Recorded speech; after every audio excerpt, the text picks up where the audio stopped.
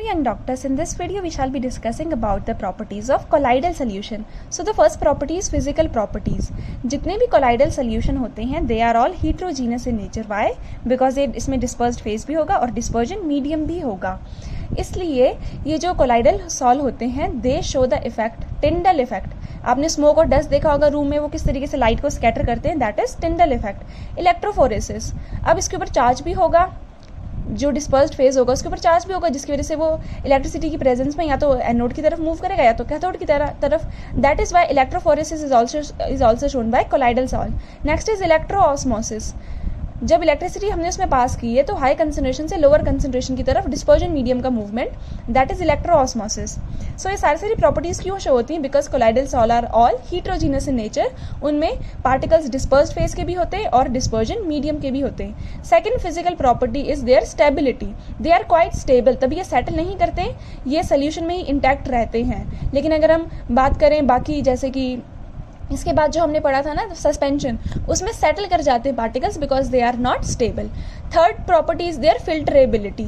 Ordinary filter paper से तो ये पास हो जाते हैं easily because ordinary filter paper का जो पोर्स होते हैं काफ़ी बड़े होते हैं. लेकिन अगर हम फिल्टर पेपर को पहले ट्रीट करें कोलाइडियन या जेलेटिन सोल्यूशन के साथ, तब वो जो फिल्टर, उसको बोलते हैं फिल्टर पेपर को, then that filter paper is known as ultra filter paper and the filtration is known as ultra filtration. फिर सिर्फ ट्रू सॉल ही पास करेगा, कोलाइडल पार्टिकल्स उसमें से पास नहीं करेंगे.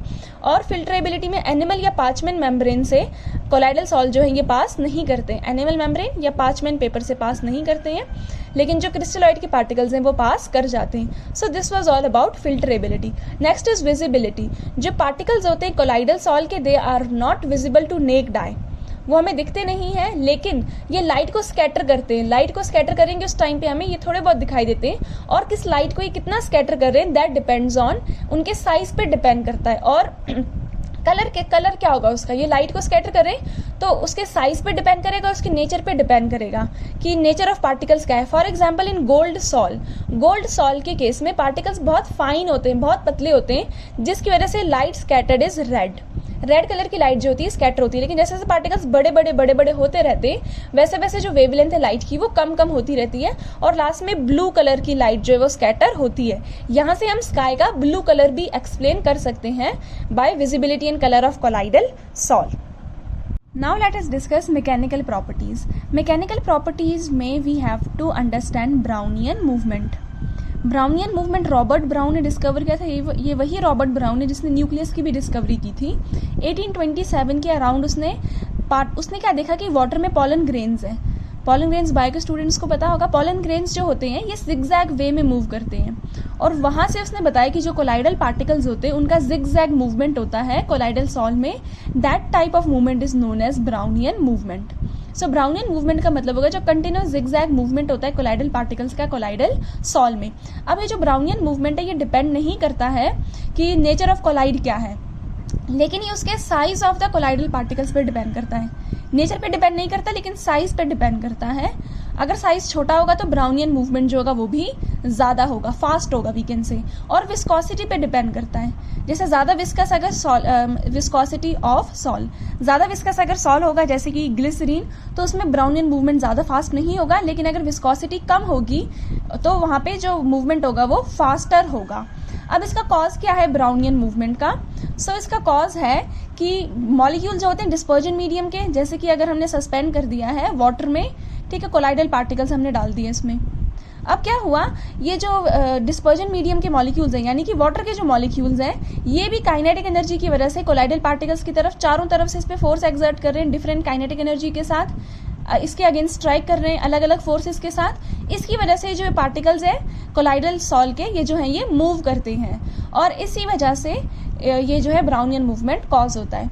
ब्राउनियन मूवमेंट जो है ये फोर्स ऑफ ग्रेविटी को अपोज करता है, इसलिए जो कोलाइडल पार्टिकल्स हैं ये नीचे सेटल नहीं करते हैं, लेकिन यहाँ वहां जो है मूव करते रहते हैं. So basically Brownian movement opposes the force of gravity.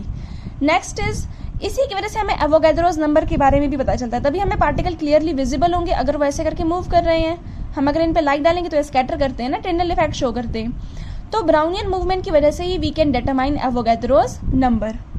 Optical properties, let us now discuss Tyndall effect. Tyndall effect आपने खुद भी ऑब्जर्व किया होगा, आसमान का रंग नीला क्यों है, या जब आप कमरे में बैठे होंगे तो आपने देखा होगा जो रूम होता है वहाँ पे डस्ट और स्मोक की वजह से जो पार्टिकल्स होते हैं वो क्या करते हैं, स्कैटर करते हैं। और सुबह के टाइम जंगल में जो लाइट आती है ना वो ऐसे स्कैटर होके आती है, सुबह की जो रोशनी होती है, why because of the presence of smoke and dust in air, जो क्या करते हैं, लाइट बीम को स्कैटर करते हैं। तो जो लाइट आती है हम तक वो स्कैटर होके आती है। आप खुद रूम में भी इसको ऑब्जर्व कर सकते हैं। एक बार ट्रू सोल्यूशन लेना सॉल्ट एंड वाटर का, और एक बार मिल्क एंड वाटर का सोल्यूशन लेना, this is colloid, milk plus water. और जब हम यहाँ से लाइट बीम को पास करेंगे ना तो यहाँ से तो हमें विजिबल नहीं होगी, लेकिन कोलाइडल सोल्यूशन में क्या होगी, लाइट स्कैटर होगी और हमें क्लियरली उसकी पाथ जो है वो विजिबल होगी। सो this is Tyndall effect, scattering of beam of light by medium containing small suspended particles like smoke और डस्ट। और कोलाइड, कोलाइड क्या करते हैं, लाइट के साथ स्कैटर, कोलाइड जो होते हैं इसके साथ कोलाइड करेंगे। ओके, सो जो कोलाइड के पार्टिकल्स होंगे, लाइट जो होगी वो कोलाइडल पार्टिकल के साथ कोलाइड करेगी और फिर स्कैटर करेगी, जिसकी वजह से हमें लाइट की जो पाथ है वो विजिबल होगा। उसके बाद जो इंटेंसिटी ऑफ स्कैटर्ड लाइट है ना, ये डिपेंड करती है कि कोलाइडल पार्टिकल्स की डेंसिटी कितनी है और इंसिडेंट लाइट की फ्रीक्वेंसी कितनी है। सबसे ज्यादा स्कैटर होने वाली लाइट की फ्रीक्वेंसी सबसे ज्यादा होती है, यानी वेवलेंथ क्या होता है, सबसे कम वेवलेंथ कौन सी वाली लाइट का होता है, that is blue light. This is the reason why जो स्काई का कलर है वो ब्लू है। ऑल्सो सबसे कम वेवलेंथ किसका होता है, सबसे ज्यादा वेवलेंथ किसका होता है, रेड लाइट का। तभी जब सूरज डूबता है ना हमें रेड कलर का दिखाई देता है, क्योंकि बाकी जितनी भी कम वेवलेंथ वाली लाइट रेज हैं वो सब स्कैटर कर जाती है, हम तक सिर्फ रेड वाली ही पहुंच पाती है इतने दूर से।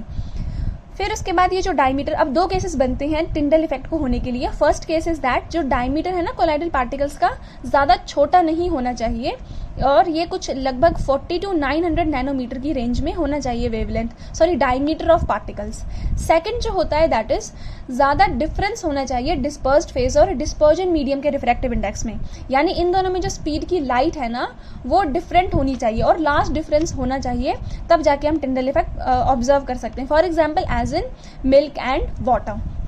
ये सबसे पहले टिंडल इफेक्ट जो है टिंडल ने ऑब्जर्व किया था, तभी इसका नाम रखा है टिंडल इफेक्ट। लेकिन अगर इसकी एक्सपेरिमेंटल ऑब्जर्वेशन दिखाई थी ना इंस्ट्रूमेंट के साथ, अल्ट्रा माइक्रोस्कोप के साथ, वो दिखाई थी जिगमॉन्डी ने आर्क लैंप लिया और स्लिट से लाइट को पास किया और यहाँ पर उसने सोल्यूशन रखा और यहाँ ऊपर 90 डिग्री के एंगल पर उसने अल्ट्रा माइक्रोस्कोप से ऑब्जर्व किया Tyndall effect. So this experiment was perform by Zsigmondy.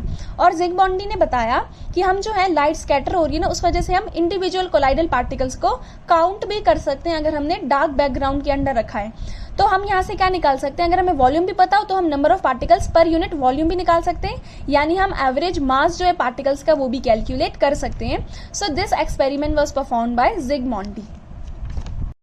Properties of colloidal solution, first is physical properties. Colloidal solution जो होते हैं हीट्रोजीनस मिक्सचर बनाते हैं, क्योंकि इसमें डिस्पर्स्ड फेज भी होता है, डिस्पर्जन मीडियम भी होता है, इस वजह से they show the property of Tyndall effect, electrophoresis and electroosmosis. Next है stability. Colloidal salt quite stable होते हैं, तो इसलिए वो सेटल नहीं करते, सोल्यूशन के बीच में ही रहते हैं। फिल्ट्रेबिलिटी, ये ऑर्डिनरी फिल्टर पेपर से तो पास कर जाएंगे, लेकिन अगर हमने फिल्टर पेपर को जेलेटिन कोलाइडियन से ट्रीट किया होगा, 4% nitrocellulose and ether and alcohol, उसके बाद उसको फॉर्मल्डिहाइड में डालकर अगर हम हार्डन करें ना तो जो पोर्स का साइज है वो छोटा हो जाएगा और उसमें से जो कोलाइड है ये पास नहीं कर पाते, that is ultra filter paper. लेकिन ऑर्डिनरी फिल्टर पेपर से ये पास कर जाते हैं और ये एनिमल और पार्चमेंट मेम्ब्रेन से भी पास नहीं करते। This forms the basis for dialysis. Visibility and colour, जो पार्टिकल्स होते हैं कोलाइडल सोल्यूशन के, ये विजिबल नहीं होते नेक्ड आई से या ऑर्डिनरी माइक्रोस्कोप से भी, लेकिन ये लाइट को जरूर स्कैटर करते हैं जो इन पर गिरती हैं। कलर डिपेंड करता है कि कौन सी वेवलेंथ की लाइट को स्कैटर हो रहा है, और वो डिपेंड करता है कि साइज कितना है पार्टिकल का और पार्टिकल का नेचर क्या है। अगर पार्टिकल छोटा होगा तो light scattered would be red, अगर पार्टिकल का साइज बड़ा होगा तो light scattered would be blue. Next mechanical properties में सबसे पहले पढ़ेंगे ब्राउनियन मूवमेंट। जो कंटिन्यूअस जिगजैग मूवमेंट होता है कोलाइडल पार्टिकल्स का, that is known as Brownian movement. सबसे पहले इसको टिंडल ने डिस्कवर किया था। उसने देखा था कि जो पॉलन ग्रेन्स है वो वाटर में किस तरीके से जिगजैग मूवमेंट शो करते हैं। ऐसा क्यों होता है, क्योंकि जिस मीडियम इसको रखा है ना वो मीडियम भी स्कैटर जो है स्ट्राइक करता है कोलाइडल पार्टिकल्स के साथ ऑल साइड्स पे। तो जो रिजल्टेंट फोर्स होती है किसी एक ही डायरेक्शन में लगती है, उसकी वजह से किसी एक ही डायरेक्शन में जो कोलाइडल पार्टिकल्स है मूव करते हैं। तो ऐसे जिगजैग मूवमेंट होता है overall, this is known as Brownian movement. Brownian movement जो होता है ये नेचर ऑफ कोलाइड पे तो डिपेंड नहीं करता, लेकिन साइज पे ज़रूर डिपेंड करेगा और विस्कोसिटी पे भी डिपेंड करेगा। अब अगर पार्टिकल का साइज छोटा है तो वो ज़्यादा फास्ट मूव करेगा, और अगर viscosity means the resistance between layer of the liquid, अगर वो भी कम है तो यानी पार्टिकल्स का जो मूवमेंट है वो फास्ट होगा। ब्राउनियन मूवमेंट जो है ग्रेविटी के फोर्स को अपोज करता है और जो है ये सेटल नहीं होने देता है कोलाइडल पार्टिकल्स को, इसलिए it is responsible for stability of colloidal solution. और इससे हमें एवोगैड्रोस नंबर के बारे में भी पता चलता है अगर हम पार्टिकल्स को काउंट कर सकते हैं यहाँ से।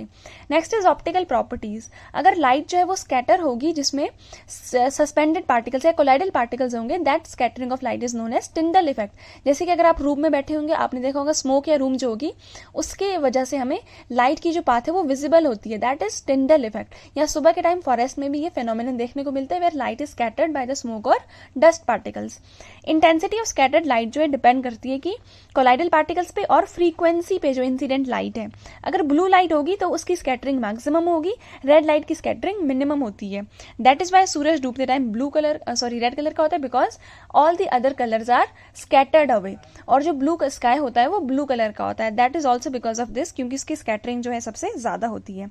अब कंडीशंस क्या क्या चाहिए टिंडल इफेक्ट के लिए? फर्स्टली जो डायमीटर होता है पार्टिकल का 40 to 900 नैनोमीटर होना चाहिए, और रिफ्रैक्टिव इंडिसेस में काफी ज्यादा डिफरेंस होना चाहिए of dispersed phase and dispersion medium. जैसे यहाँ पे वाटर और मिल्क लिया है, इन दोनों के रिफ्रैक्टिव इंडेक्सेस में क्या होना चाहिए? काफी डिफरेंस होना चाहिए। You know what is refractive index? It is the measure of the speed of light in that medium, कि स्पीड कितनी है लाइट की उस मीडियम में। That is speed of light in medium upon speed of light in vacuum, ऐसे comparison होता है ना, दैट इज रिफ्रैक्टिव इंडेक्स। तो रिफ्रैक्टिव इंडेक्स हमें वही बताता है उसका मेजर। सो इन दोनों में क्या होना चाहिए? काफी लार्ज डिफरेंस होना चाहिए। So it tells, refractive index tells us about speed of light in vacuum upon speed of light in medium. Vacuum वाला ऊपर आता है, मीडियम वाला नीचे, दैट इज रिफ्रैक्टिव इंडेक्स। मतलब हमें मेजर बताता है कि लाइट जो है कितना फास्ट ट्रेवल कर रही है मीडियम में। Now what is the importance of Tyndall effect? Light जो स्कैटर होगी कोलाइड से वो ब्राइट स्टार की तरह दिखती है। अगर हम अल्ट्रा माइक्रोस्कोप से देखेंगे तो हमें number of particles per unit volume हम डिटरमाइन कर सकते हैं, एवरेज मास ऑफ पार्टिकल भी यहाँ से हम निकाल सकते हैं। देखिए टिंडल कौन बनता है? ज़िगमॉन्डी ने अपने अल्ट्रा माइक्रोस्कोप से इसको ऑब्जर्व किया था, और ये हिट्रोजीनियस नेचर को भी कंफर्म करता है Tyndall effect. Let us now discuss the electrical properties. इसमें सबसे पहले हम डिस्कस करेंगे कि कोलाइडल सॉलिड इतने स्टेबल क्यों हैं और इलेक्ट्रिकल चार्ज क्या होता है कोलाइडल पार्टिकल्स पर। बिफोर स्टार्टिंग द डिस्कशन हमें पता है कि जो कोलाइडल सोल्यूशन है वो क्या होते हैं? स्टेबल होते हैं, और इनकी स्टेबिलिटी भी इसी वजह से होती है because they are electrically charge. अब आप सोच रहे हो कि इलेक्ट्रिकली चार्ज होने की वजह से कैसे स्टेबल होंगे? क्योंकि इनके ऊपर सेम ही चार्ज होता है। अगर दो कोलाइडल पार्टिकल्स हैं जिन पर सेम चार्ज है, यानी वो कभी पास नहीं आएंगे, एक दूसरे को रिपेल करेंगे, और रिपेल करने की वजह से कभी भी सेटल नहीं होंगे। They will not come close together, और वो नॉन कोलाइडल पार्टिकल्स नहीं बनाएंगे। नाउ कोलाइडल पार्टिकल्स पर या तो पॉजिटिव चार्ज होता है या तो इस पर नेगेटिव चार्ज होता है, हमेशा इस पर सेम चार्ज होगा। और जितने भी डिस्पर्स्ड पार्टिकल्स इन पर सेम चार्ज होगा, और जिस डिस्पर्जन मीडियम में ये है उस पर इक्वल एंड अपोजिट चार्ज होगा। अगर ये पूरे पॉजिटिवली चार्ज है तो जो डिस्पर्जन मीडियम होगा it will B negatively charge. अब आता है क्वेश्चन कि ये आखिर चार्ज आया कैसे कोलाइडल पार्टिकल्स पर? तो इसके लिए वेरियस थ्योरीज हैं। फर्स्ट थ्योरी कहती है कि फ्रिक्शनल इलेक्ट्रिफिकेशन की वजह से, कि ये जो होते हैं रब होते हैं आपस में, फ्रिक्शन जनरेट होता है, और कोलाइडल पार्टिकल्स जो है डिस्पर्जन मीडियम के साथ, मतलब डिस्पर्स्ड फेज के पार्टिकल्स डिस्पर्जन मीडियम के साथ जो है इलेक्ट्रिफिकेशन, इसके साथ क्या करते हैं? रब होते हैं। रब होने की वजह से इसमें चार्ज प्रोड्यूस होता है, बट स्टिल ये इतने अच्छे से एक्सप्लेन नहीं कर पाएगी क्यों किसी पे पॉजिटिव चार्ज आता है और किसी पे नेगेटिव चार्ज आता है। Second thing was electron capture, कि जो पार्टिकल्स है वो एयर से क्या करते हैं? इलेक्ट्रॉन कैप्चर करते हैं। Still it couldn't explain much. सारे के सारे एटम्स पर, सारे के सारे सॉल्व पर ये भी वैलिड नहीं था। थर्ड जो है ये सबसे ज्यादा अच्छी एक्सप्लेनेशन है, which is preferential adsorption. Adsorption हो रहा है ऑफ आयंस फ्रॉम सोल्यूशन, किसी भी आयंस का प्रेफरेंशियल एड्सॉर्प्शन होगा। जरूरी नहीं है सिर्फ पॉजिटिव भी हो सकता है नेगेटिव भी हो सकता है पॉजिटिव भी हो। So there is preferential adsorption of ions from solution, यानी कि जितने भी आयनिक कोलाइड होंगे वो कुछ आयन को एड्सॉर्ब करेंगे, और वो उन आयंस को एड्सॉर्ब करेंगे जो वो उसके साथ कॉमन है। जैसे कि अगर मैं आपको बताऊं AgI को अगर हम डाल दें KI के सोल्यूशन में, AgI कोलाइड है, इसको अगर हमने KI में डाला तो इन दोनों में कौन सा वाला आयन कॉमन है? Iodide ion is common to them. That means AgI जो है इसमें आयोडाइड आयन जो है एड्सॉर्ब हो जाएगा, then this will be forming this. I negative इस पर एड्सॉर्ब हो गया, ये कौन सा वाला कोलाइड बना? नेगेटिव सॉल बन गया। और अगर वहीं पर अगर हम AgI को ट्रीट करें AgNO3 के साथ, इस केस में यहाँ पे लिख लेती हूँ, जैसे ये AgI था, AgI इज डिस्पर्स्ड फेज, और इसको हमने डाल दिया किसमें, AgNO3 में। यहाँ पे कॉमन आइंस कौन से हैं, Ag। दैट मीन्स इस बार किसकी प्रेफरेंशियल एड्सॉर्प्शन होगी, Ag पॉजिटिव की, and it will be forming positive sol. This is how positive and negative sol is form. ये हाइफन नहीं है, ये जस्ट ऐसे सरफेस बनाई हुई है कि इसकी सरफेस के ऊपर I नेगेटिव आएगा और इसकी सरफेस के ऊपर पॉजिटिव चार्ज आएगा। This will be forming positive sol. और जो लेफ्ट आउट आइंस रहेगा, यहाँ पे कौन सा लाइन बच गया, K पॉजिटिव, यानी डिस्पर्जन मीडियम में कौन सा लाइन आएगा, पॉजिटिव, और यहाँ पर कौन सा लाइन बच गया, NO3 नेगेटिव, यानी डिस्पर्जन मीडियम में कौन सा लाइन आएगा, NO3 नेगेटिव। ये वाली थ्योरी जो है सेंस बना रही है, यहाँ से हमें समझ में आता है कि why some colloids are positive whereas some are negative. अगर हम ऐसे एक और एग्जांपल देखें तो हाइड्रेटेड फेरिक क्लोराइड में अगर हम वाटर ले एक्सेस में, तो यहाँ पे क्या बनता है, Fe2O3, और यहाँ पर चार्ज आ जाता है x moles of H2O। Ferric chloride को हमने जब हॉट वाटर में डालेंगे तो हाइड्रेटेड फेरिक ऑक्साइड बनेगा, और यहाँ पर एड्सॉर्प्शन होगी Fe3 पॉजिटिव आइंस की। तो यहाँ पे एड्सॉर्प्शन होगी, इस वजह से हम कह सकते हैं कि यहाँ पर कौन सा सॉल्ट बनेगा, पॉजिटिव सॉल्ट बनेगा। FeCl3 में अगर ये ऐड करेंगे, बिकॉज हाइड्रेटेड फेरिक हाइड्रोक्साइड भी बन रहा था ना, FeOH होल थ्राइस, उसकी वजह से इसकी एड्सॉर्प्शन हो रही है, तब ये बन रहा है Fe3 positive salt is getting formed. Next अगर हम एक और एग्जांपल देखें जहां पर हम FeCl3 में ले ले NaOH, इस केस में क्या होगा, Fe2O3 again will be formed, Fe2O3 बन गया, डॉट यहाँ पे क्या आ जाएगा, x मोल्स ऑफ वाटर, और इस टाइम पे बाहर क्या आएगा, OH माइनस आइंस। देखिए आप एक आयन की प्रेफरेंशियल एड्सॉर्प्शन हो रही है, और जो बच रहा है वो क्या बना रहा है, डिस्पर्जन मीडियम में रह रहा है वो। यहाँ पर FeOH होल थ्राइस बन रहा था, OH H के साथ कंबाइन करके H2O बना दिया, पीछे क्या बच गया, Fe3 पॉजिटिव। यहाँ पर देखिए FeCl3 पहले Fe2O3 बना रहा है, वाटर मॉलिक्यूल्स बना दिए, और लेफ्ट आउट आइंस कौन से हो गए, OH negative, because OH negative ions की कंसेंट्रेशन यहाँ पे ज्यादा है, दैट इज वाई। तो इस तरीके से बनता है नेगेटिवली चार्ज सॉल्ट, और यहाँ पे कौन सा बनता है, प्रेफरेंशियल एड्सॉर्प्शन हो रही है, आप देख सकते हैं। तो ये वाली थ्योरी जो है, दिस थ्योरी मेक सेंस। होते हैं, they can be either positively charge और they can be either negatively charge, depend करता है कि which ions from the dispersion medium they are preferentially adsorbing on their surface. तो positively charge salt के example है सारे के सारे मेटल के सॉल्ट, जैसे कि गोल्ड, सिल्वर, कॉपर के सॉल्ट, ये सारे आगे, sorry not positive but negative charge salt, ये नेगेटिवली चार्ज आयंस को अपनी तरफ अट्रैक्ट करते हैं फ्रॉम डिस्पर्जन मीडियम। और नेगेटिवली चार्ज सॉल्ट में एग्जाम्पल्स आते हैं मेटल की सल्फाइड्स के, जैसे कि AS2S3, आर्सेनियस सल्फाइड, कैडमियम सल्फाइड, ये सारे किसके एग्जाम्पल है, नेगेटिव चार्ज सोल के। स्टार्च, गम, जेलेटिन, स्टार्च हो गया, गम हो गया, जेलेटिन हो गया, चारकोल हो गया, these are all are what, negatively charge sol. Acidic dyes जितने भी हो गए, these are also negatively charge sol, क्योंकि ये क्या करते हैं, डिस्पर्जन मीडियम में से नेगेटिव चार्ज आयंस को प्रेफरेंशियली एड्सॉर्ब करते हैं। पॉजिटिवली चार्ज सोल के एग्जाम्पल है, मेटल यहाँ पे आ गए, यहाँ पर बचते हैं मेटल की हाइड्रोक्साइड्स, जैसे कि फेरिक हाइड्रोक्साइड हो गया, एल्यूमिनियम हाइड्रोक्साइड हो गया, all hydroxides are positively charge sol. Next आ गया हाइड्रेटेड मेटल की ऑक्साइड, जैसे अभी हमने थोड़ी देर पहले एग्जांपल डिस्कस किया था, hydrated ferric oxide, hydrated aluminium oxide, these are also positively charge sol. फिर उसके बाद आ गया haemoglobin HB, this is also positively charge sol, और यहाँ पे एसिडिक डाइज था, यहाँ पे आ गया बेसिक डाई, एक बहुत फेमस एग्जांपल है methylene blue. So these are all positively charge sol. ये भी डिस्कस किया कि अगर हम AgI लेंगे डिस्पर्स्ड फेस और उसको डिस्पर्जन मीडियम KI में डालेंगे, तो जो आयन कॉमन है, यहाँ पे आयोडाइड आयन कॉमन है, तो प्रेफरेंशियल एड्सॉर्प्शन इसी का होगा, और K पॉजिटिव जो है ये डिस्पर्जन मीडियम में रह जाएगा, और सबसे पहले ये वाली लेयर बनेगी, this layer is known as fixed layer, ये फिक्स्ड रहेगी, और जो डिस्पर्जन मीडियम की लेयर है, this layer is known as mobile layer, या इसको डिफ्यूज लेयर भी बोलते हैं, this is also known as diffuse layer. और सिमिलरली अगर हमने AgI के डिस्पर्स्ड फेज में AgNO3 ले लिया डिस्पर्जन मीडियम, तब सेम आइंस कौन से, Ag पॉजिटिव, तो Ag पॉजिटिव का होगा प्रेफरेंशियल एड्सॉर्प्शन, तो this layer will be fixed layer, positive salt बनेगा, और जो बाहर लेयर में क्या बच जाएंगे, नाइट्रेट आइंस डिस्पर्जन मीडियम के, this is what, this is mobile layer, और also known as diffuse layer भी इसको कहते हैं। अब हो क्या रहा है यहाँ पे, इस वेरियस थ्योरीज में हमने डिस्कस किया कि प्रेफरेंशियल एड्सॉर्प्शन जो थ्योरी है वो बेस्ट एक्सप्लेनेशन है। यहाँ पर जो पहले वाले आयंस आकर एड्सॉर्ब होते हैं, ये आयन जो लेयर बनाते हैं, this is known as fixed layer, वो काउंटर आयंस को अट्रैक्ट करेंगे जो कि मोबाइल होगी, और काउंटर आयन वाली लेयर को क्या बोलते हैं, मोबाइल लेयर या डिफ्यूज लेयर। ये जो डबल लेयर अपोजिट चार्ज की बनी है ना, ये पूरी लेयर डबल लेयर, इसको बोलते हैं Helmholtz electric double layer, this is Helmholtz electrical double layer, ठीक है। So the double layer of opposite charge is known as Helmholtz electrical double layer.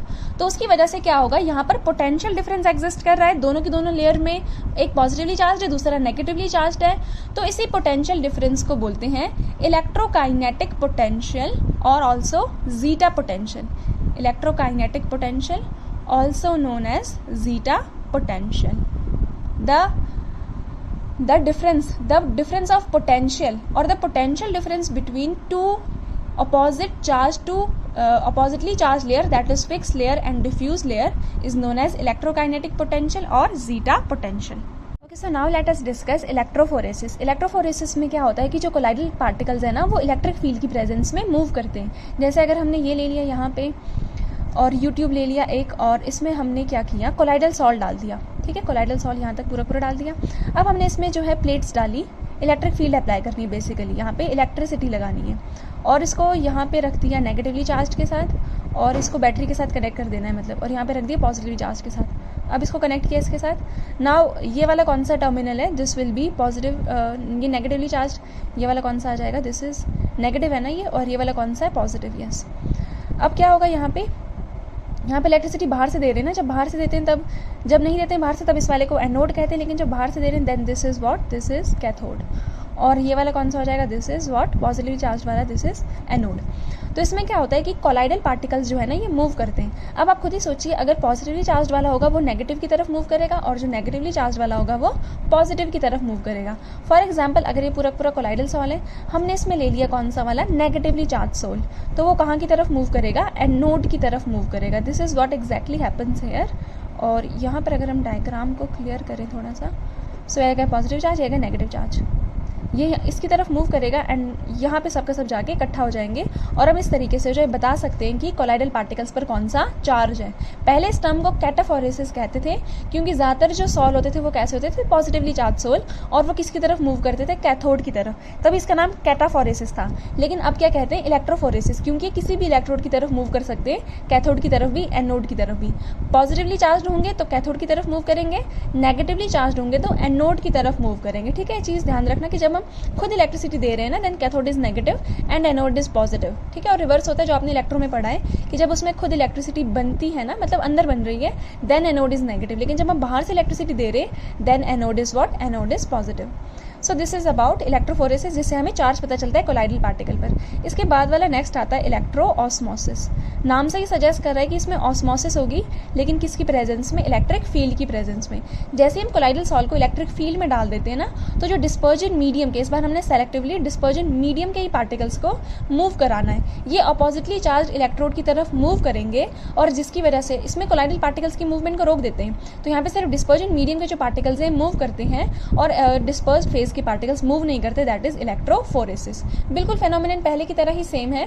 हम यहाँ पे क्या करेंगे, बीच में ले लेंगे कोलाइडल सॉल, और कोलाइडल सॉल के साइड पे ले लेंगे यहाँ पे semi permeable membrane. This is what, semi permeable. Why, because हमें सिर्फ डिस्पर्जन मीडियम की मूवमेंट करानी है, डिस्पर्स्ड फेज की मूवमेंट नहीं करानी। और यहाँ पर हम ले लेंगे वाटर, साइड वाले एंड्स पर वील टेक वाटर। अब मैंने आपको बताया दिस इज इलेक्ट्रो ऑस्मोसिस, यानी यहाँ पे क्या होना चाहिए बताइए, इलेक्ट्रिक फील्ड भी होनी चाहिए। दैट इज वाई हम यहाँ पे बाहर से इलेक्ट्रिक फील्ड भी अप्लाई करते हैं, और तब जाके रिएक्शन, ये मतलब प्रोसेस कराते हैं। This is known as electro osmosis. तो यहाँ पे भी आपने नेगेटिव पॉजिटिव ले सकते हैं, इस वाले को नेगेटिव ले लीजिए, इस वाले को पॉजिटिव। नेगेटिव वाला इज व्हाट, बाहर से चार्ज लगा रहे हैं, तो this is cathode and this part is anode.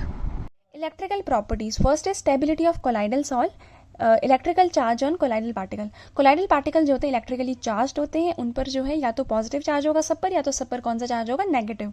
इसलिए वो एक दूसरे को क्या करते हैं, रिपेल करते हैं, और पास नहीं आते, सेटल भी नहीं होते। Disperse particle same charge carry करते हैं, वेयर इज डिस्पर्जन मीडियम में इक्वल एंड अपोजिट चार्ज होता है। अब ये चार्ज आता है कैसे, इसके लिए बहुत सारी थ्योरीज है। जो मोस्ट सेटिस्फैक्ट्री थ्योरी है that is preferential adsorption of ions from solution. जैसे अगर हमने AgI लिया है और इसमें KI डाल दिया, इनमें कॉमन आयंस कौन से, आयोडाइड आयंस। सो आयोडाइड आयंस की यहाँ पर क्या होगी, प्रेफरेंशियल एड्सॉर्प्शन, ये नेगेटिव सॉल बनाएगा, और बाहर कौन सा वाला आयन रह जाएगा डिस्पर्जन मीडियम में, K पॉजिटिव आयंस। AgI को अगर हम AgNO3 में ले, अब कॉमन आयंस कौन से, Ag पॉजिटिव। सो प्रेफरेंशियल एड्सॉर्प्शन किसका होगा, Ag पॉजिटिव का, और डिस्पर्जन मीडियम में कौन सा आयन रह जाएगा, नाइट्रेट आयन। सिमिलरली FeCl3 में अगर वाटर एक्सेस में डालें तो ferric oxide hydrated ferric oxide, और यहाँ पे आयंस कौन से वाले आएंगे, फेरिक आयंस। पॉजिटिव सोल बनेगा। और अगर हम फेरिक क्लोराइड में सोडियम हाइड्रोक्साइड डालेंगे तब हाइड्रेटेड फेरिक ऑक्साइड और हाइड्रोक्साइड आयंस जो है बाहर रह जाएंगे। सो दिस इज ऑल हाउ कि किस तरीके से यहाँ पे जो है लेयर्स बनती है। देखिए यहाँ पे जो है अपोजिटली चार्ज आयन, देखिए यहाँ पर अगर बाहर मतलब सेम आयन, सेम जो आयन्स होंगे ना, सेम आयन्स की प्रेफरेंशियल एड्सॉर्प्शन होगी और उसकी वजह से पॉजिटिव और नेगेटिव सॉल इज फॉर्म्ड। अब पॉजिटिव सॉल्ट जो होता है ये मेटल हाइड्रोक्साइड्स के केस में बनता है, हाइड्रेटेड मेटल ऑक्साइड्स के केस में बनता है, हीमोग्लोबिन और कुछ ऑक्साइड्स के केस में भी बनता है, बेसिक डाइस के केस में भी। जो नेगेटिवली चार्ज सोल है जिसके ऊपर नेगेटिव चार्ज आएगा वो मेटेलिक सॉल्ट के केस में, मेटल सल्फाइड्स के केस में, starch, gum, gelatin, clay, charcoal और एसिडिक डाइस के केस में बनता है। जैसे यहाँ पर AgI में पहले आयोडाइड आयंस आके प्रेफरेंशियल एड्सॉर्ब होंगे और डिस्पर्जन मीडियम में K पॉजिटिव आयंस रह जाएंगे। जो ये वाली लेयर है this is known as fix layer और जो ये वाली लेयर है दिस इज मोबाइल और डिफ्यूज लेयर। सिमिलरली AgI को अगर AgNO3 में डालेंगे तो यहाँ पर प्रेफरेंशियल एड्सॉर्प्शन होगी Ag पॉजिटिव आयंस की और उसकी अपोजिट वाली जो आयन है वो डिस्पर्जन मीडियम में रहेगा, that is nitrate ion. This layer is fix layer, this layer is mobile और डिफ्यूज लेयर। अब यहाँ पे जब वन टाइप का आयन एड्सॉर्ब होता है, इसको बोलते हैं फिक्स लेयर, वो काउंटर आयन को अट्रैक्ट करता है, दैट इज डिफ्यूज लेयर। ये जो double layer of opposite charges form, this is known as Helmholtz electrical double layer और उनके बीच में जितना पोटेंशियल डिफरेंस होता है दैट इज इलेक्ट्रोकाइनेटिक और जीटा पोटेंशियल। नाउ इलेक्ट्रोफोरेसिस होता है कोलाइडल पार्टिकल्स अगर इलेक्ट्रिक फील्ड के प्रेजेंस में मूव करें, that is electrophoresis. Colloidal particles positive भी हो सकते हैं, नेगेटिव भी हो सकते हैं। यहाँ पे जो एनोड होगा इसको इलेक्ट्रिसिटी के साथ कनेक्ट कर देते हैं, so anode is positive and cathode is negative. अगर कोलाइडल पार्टिकल्स एनोड की तरफ मूव कर रहे हैं that means they are negatively charge, whereas अगर वो कैथोड की तरफ मूव कर रहे हैं that means they are positively charge. वहां पे पहुंच के न्यूट्रलाइज हो जाते हैं और कॉग्यूलेट कर जाते हैं। This process is known as electrophoresis. Here negatively charge particle के लिए इलेक्ट्रोफोरेसिस और electrophoresis is shown. Next is electroosmosis. जो मॉलिक्यूल्स होते हैं डिस्पर्जन मीडियम के उसको ही सिर्फ मूव कराते हैं इलेक्ट्रिक फील्ड में, कोलाइडल पार्टिकल्स को मूव नहीं कराते। यहाँ पर मेम्ब्रेन लेते हैं, semi permeable membrane which only allows the movement of dispersion medium particles. So उसकी मूवमेंट कराते हैं, इलेक्ट्रिसिटी की प्रेजेंस में इस रिएक्शन को फास्ट करते हैं। इलेक्ट्रिसिटी की प्रेजेंस में एक्चुअली ये रिएक्शन कराते हैं कैथोड और एनोड लेके।